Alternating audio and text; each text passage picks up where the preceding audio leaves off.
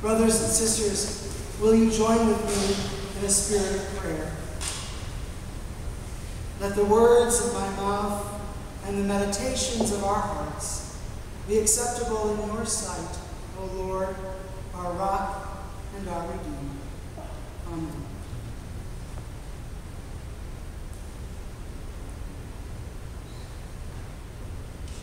For as long as I can remember, it was always us against them. It was us against the British, us against the Native Americans, us against the rebels, us against the Nazis, and us against the communists. And God was always on our side. God was always one of us. And then it got personal.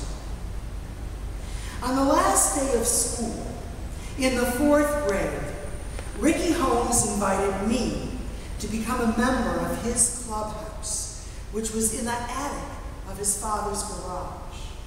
And I was thrilled.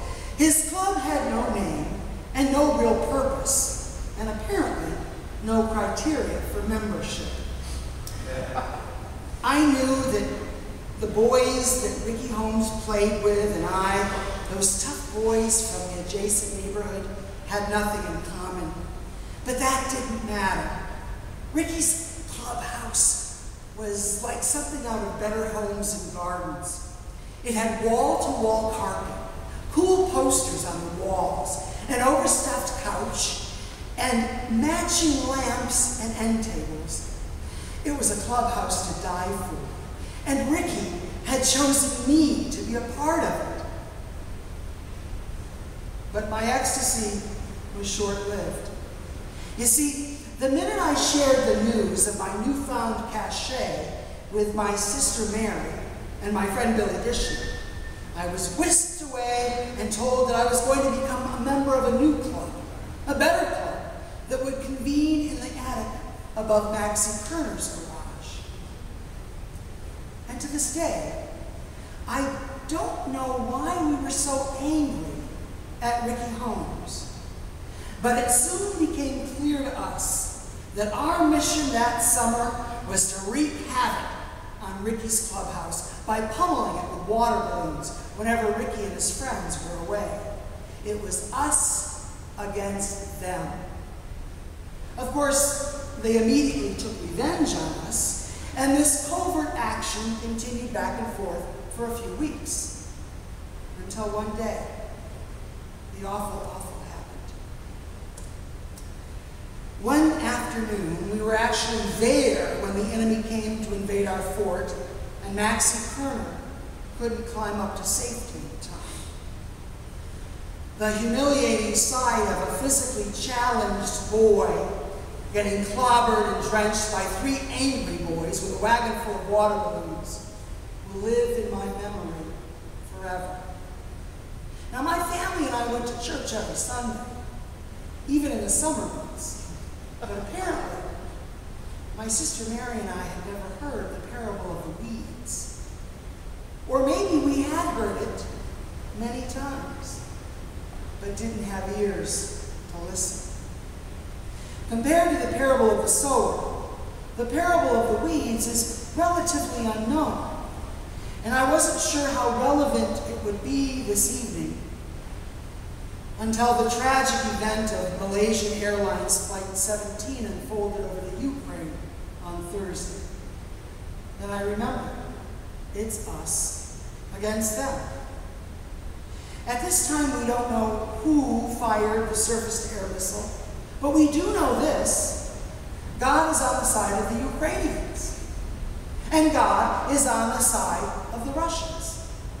God is on the side of the Palestinians, and God is on the side of the Israelis.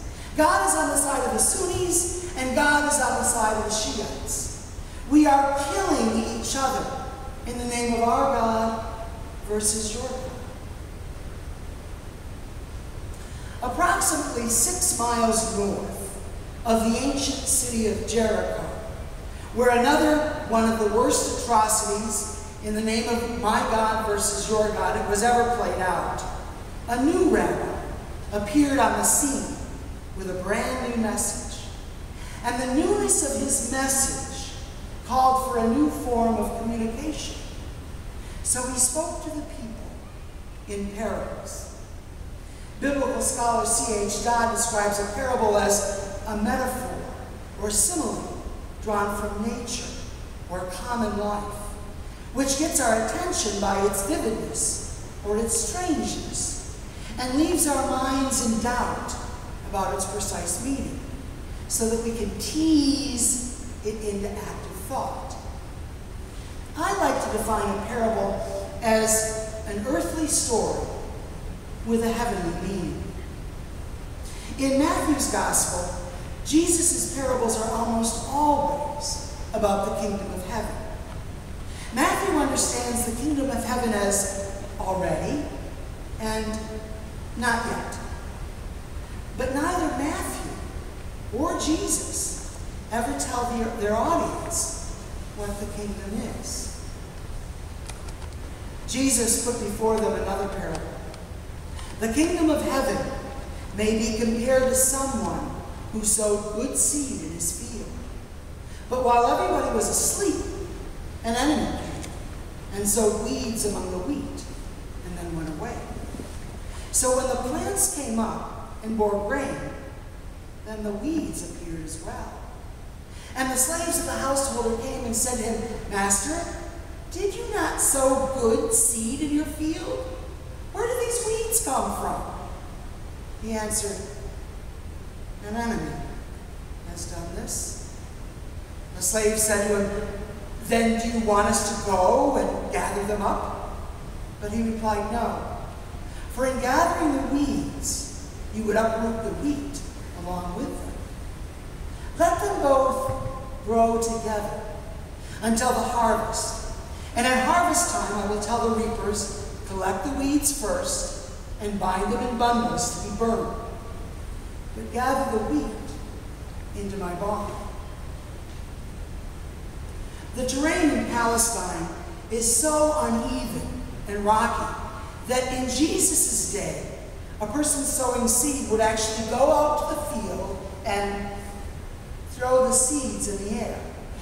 And last week, James told us that they kind of hoped for a windy day, because if it was a windy day, the seeds would land even further. And we also know from last week's parable, the parable of the sower, that the seed could be eaten by birds, fall on rocky ground, fall among thorns, or fall on good soil, where it would produce good crop. All of this was expected to happen. What was not expected was that the enemy would come and sow bad seed in the middle of the night. The bad seed was called darnel and was poisonous. The darnel looked similar to the wheat, but its roots were stronger and deeper. Although the slaves in the parable offer to pull the poisonous weeds, they and their master both know that in doing so, the entire field would be trampled. So they have to wait patiently until the harvest, when the wheat and the weeds will both be gathered and placed in their separate destinations. Then Jesus left the crowds and went into the house. And his disciples approached him, saying, "Explain to us the parable of the weeds in the field." So he answered, "The one who sows good seed is the Son of Man. The field is the world. And the good seed are the children of the kingdom. The weeds are the children of the evil one. And the enemy who sowed them is the devil. The harvest is the end of the age, and the reapers are angels. Just as the weeds are collected and burned up with fire, so it will be at the end of the age. The Son of Man will send his angels, and they will collect out of his kingdom all causes of sin and evildoers, and they will throw them into the furnace of fire, where there will be weeping and gnashing of teeth. And the righteous will shine like the sun in the kingdom of their Father. Let anyone with ears listen." The parable of the weeds weeds and the parable of the sower are the only two parables in Matthew's gospel that Jesus interprets privately to his disciples, who come to him and ask for an explanation.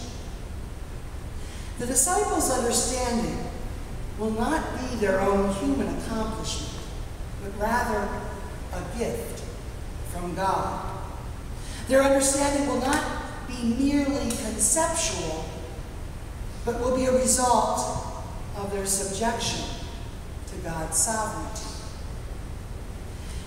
In his explanation of the parable, Matthew is primarily concerned with the last judgment, when the righteous will shine like the sun, and those bad seeds will be condemned to burn in a fiery furnace, where there will be weeping, and also one of Matthew's favorite things, the gnashing of teeth. I guess if I was preaching this parable 50 years ago, I suppose this would be the time where I would stop and ask, so, which seed are you? Are you the good seed, exalted by the Son of Man, or the evil seed, sown by Satan? But I know that anybody that is sitting there in the pews on a Sunday evening and who are not at the beach or not at the movies do not need to have their spiritual inventory taken by me. Now, a month ago, when I chose to preach on this passage, I thought I'd examine how we respond to all those annoying weeds in our own lives. But then I was struck by this one sentence in Jesus' explanation of the parable. The field is the world. If in fact we are indeed the good wheat, there certainly may be a few weeds in our own family and maybe a few weeds in our church family.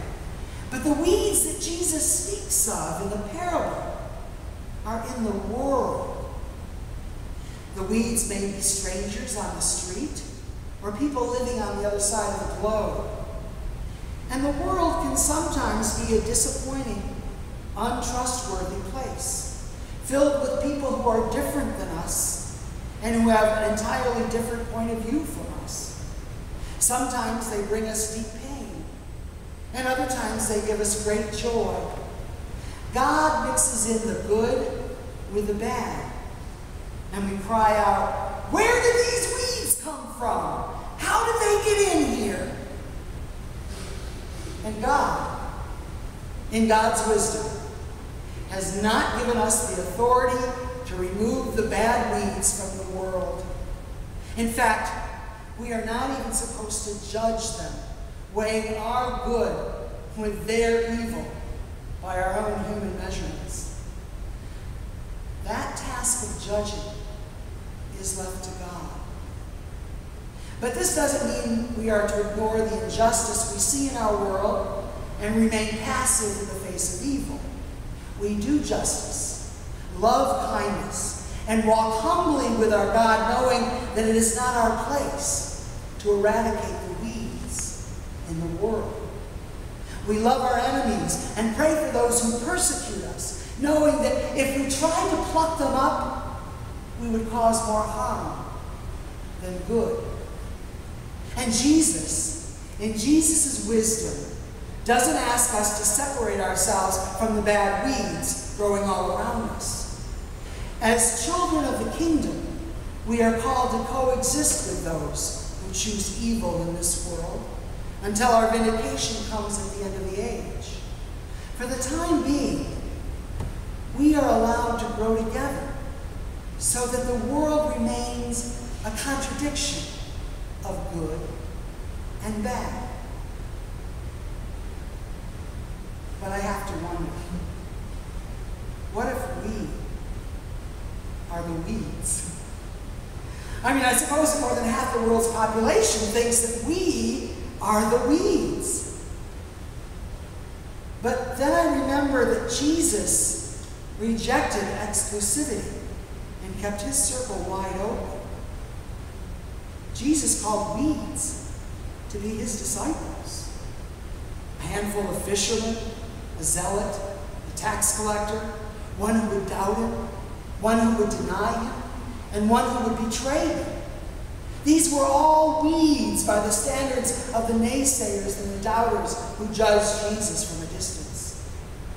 And yet these weeds were called to go forth everywhere humans live in the world, which Jesus calls the field, and so the message of the kingdom of heaven.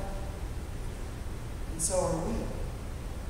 So if we are weeds, and if they are weeds, then there cannot be any divide between us and them. And God is the God of our people.